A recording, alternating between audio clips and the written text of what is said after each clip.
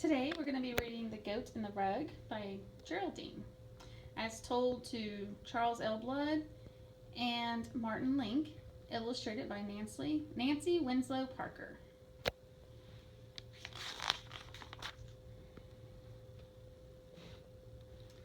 My name is Geraldine, and I live near a place called Window Rock with my Navajo friend, Glen May. It's called Window Rock because it has a big round hole in it that looks like a window open to the sky.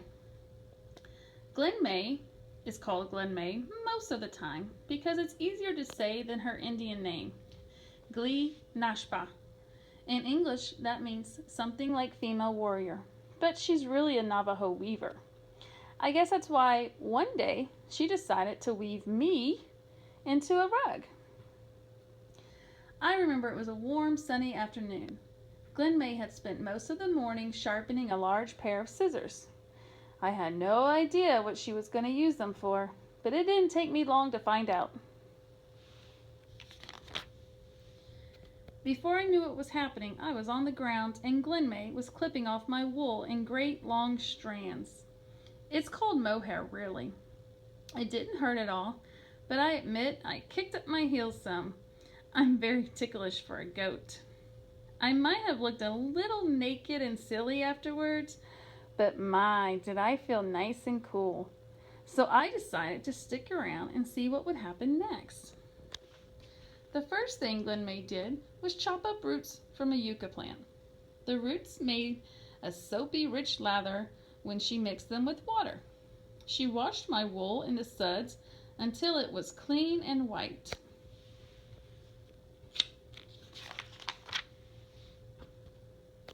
After that, a little bit of me, you might say, was hung up in the sun to dry. When my wool was dry, Glen May took out 2 large square combs with many teeth. By combing my wool between these carding combs, as they're called, she removed any bits of twigs or burrs and straightened out the fibers. She told me it helped make a smoother yarn for spinning. Then Glen May carefully started to spin my wool, one small bundle at a time, into yarn. I was beginning to find out it takes a long while to make a Navajo rug. Again and again, Glen May twisted and pulled the wool.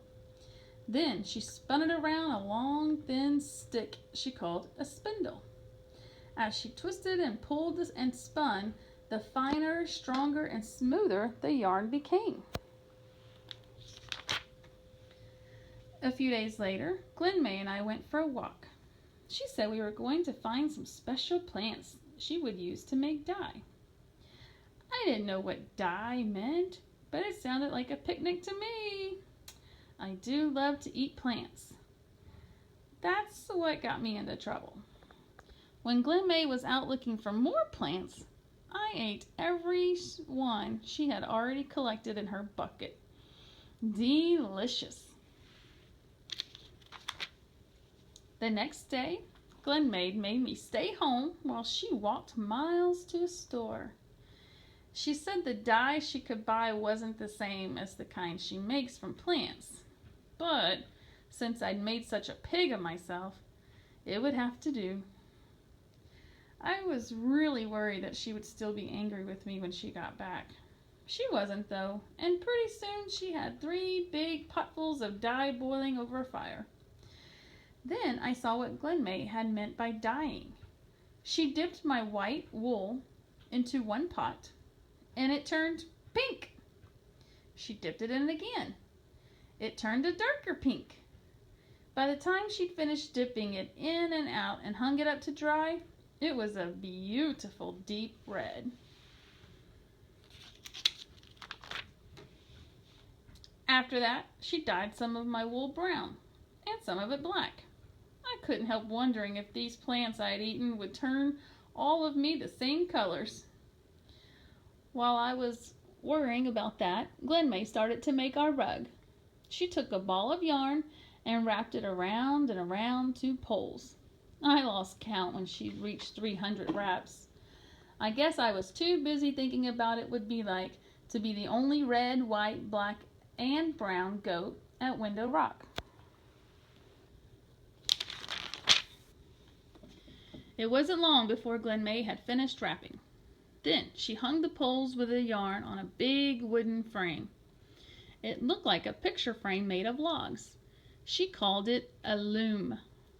After a whole week of getting ready to weave, Glen May started. She began weaving at the bottom of the loom. Then, one strand of yarn at a time, our rug started growing toward the top. A few strands of black, a few of brown, a few of red, in and out, back and forth, until in a few days the pattern of our rug was clear to see. Our rug grew very slowly, just as every Navajo weaver before her had done for hundreds and hundreds of years. Glen May formed a design that would never be duplicated. Then, at last, the weaving was finished. But not until I checked it quite thoroughly, in front and in back, did I let Glen May take our rug off the loom. There was a lot of me in that rug. I wanted it to be perfect, and it was. Since then, my wool has grown almost long enough for Glen May and me to make another rug.